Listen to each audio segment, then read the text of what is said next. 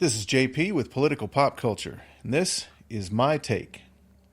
You know, the deeper I get into doing this whole My Take thing, the more stories I see that just jump out at me, like they're almost begging to be discussed.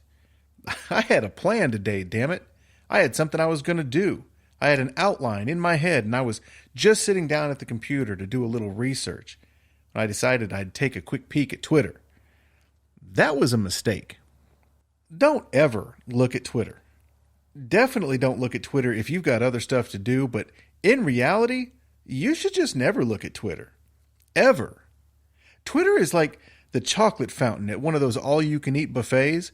See, it may look good in theory, but in reality, it's just chock full of the most disgusting and vomit-inducing filth you can possibly imagine. You do not want to dip your Oreo into it, is what I'm saying. So anyway, I took a peek at Twitter, and the first thing I see is this clickbait-worthy headline on a story that's posted by the Los Angeles Times. Yes, I know, the Los Angeles Times. The same Los Angeles Times who recently published a story that was warning Trader Joe's fans the store can break your heart over refusing to change product packaging the SJW crowd deems offensive. The headline read, "White supremacy was on full display. Double standard seen in police response to riot at Capitol." I did a double take just to make sure it wasn't a parody piece by the Babylon Bee or the Onion or something. Nope. That's a legit headline from a major newspaper in one of the largest markets in the country. White supremacy was on full display. Double standard seen in police response to riot at Capitol. Against my better judgment, I clicked the article. Yeah, I know, that was stupid on my part. But I did it for you, so you wouldn't have to. You're welcome. I clicked on the article, and the first thing I noticed after the obligatory photograph intended to convey the oppression of black people, which wasn't even a picture from the Capitol breach, but instead it was a picture from Minneapolis during the George Floyd riots back in May. First thing I noticed other than that, though, was that the credit line featured 3 people. And I'm thinking, this must be an amazingly in-depth article if it took 3 people to write it. It was not. It was not amazing, nor was it in-depth. It was, in fact, pure SJW gibberish. It starts off with this ridiculously transparent attempt to pull sympathy from the reader to their side. Listen to this. This is a quote from the article. "The image of a young man curled up on a Dallas sidewalk with blood gushing from his left eye after being struck by a police officer's rubber bullet during a protest for racial justice was seared into the national psyche last spring." Seared into the national psyche? Hyperbole much? Hey, I feel for Brandon Sands. I think that's how you say his name. That's the guy who lost his eye. But the fact of the matter is, if he hadn't been part of a riot, he'd still have depth perception.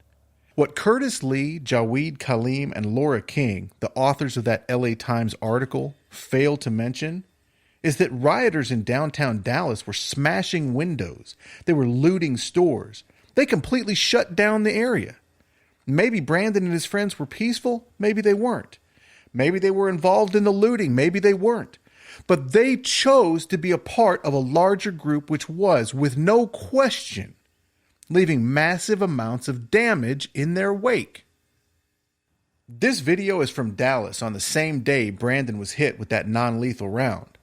Again, I'm not saying he did anything wrong, but when police tell a rioting crowd to disperse and that crowd doesn't disperse, things are going to happen.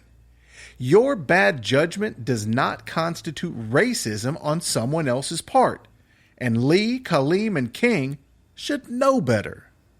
The article goes on to describe Capitol protesters as a, quote, "mostly white mob of extremists loyal to President Trump," while again pushing the false, largely peaceful Black Lives Matter protesters narrative. Let me be clear. I am not taking up for the people who breached the Capitol. I have been unwavering in my condemnation of those who would use violence as a means to impose their will upon others. That goes for both sides of the aisle. BLM and Antifa acted as domestic terrorist organizations over the summer, and those who invaded the Capitol and forced elected officials into hiding are in the same category. Now, instead of admitting the hypocrisy of condoning the behavior of BLM and Antifa while simultaneously condemning the actions of the Capitol breachers, these vacuous NPCs at the LA Times turn once again to, big shock, the race card. Well, here's a news flash for you sanctimonious chuckleheads. Race had nothing to do with police responses to protests, civil disobedience, or riots. You know what you didn't see at the Capitol breach? You didn't see rocks, bottles, and bricks thrown at police. You didn't see businesses destroyed and looted. You didn't see fires burning down building after building after building. Yes, there were windows broken at the Capitol, and yes, things were stolen, and some offices were ransacked. But if you claim you can't see a difference other than race between the Capitol breach and the Black Lives Matter and Antifa riots, it's because you're either stupid or you're being intentionally obtuse. Which is it? So here's my take. I think Lee, Kaleem, and King are hacks who are using race baiting as a way to try to stay relevant. What's your take? Let me know in the comments and by joining the cult at PolPopCult on Facebook, Twitter, and Instagram.